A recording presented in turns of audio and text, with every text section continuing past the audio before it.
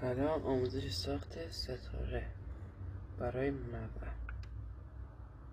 اول یکم بارود اینطوری میریزیم، بعد الکل میزنیم، زیاد نباید بزنیم، هم میزنیم،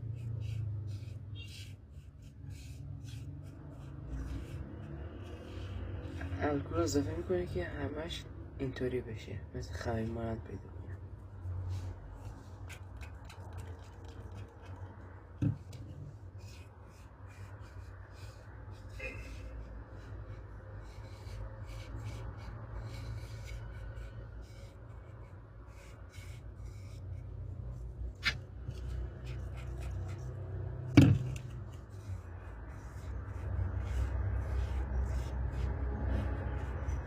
این الکل بس.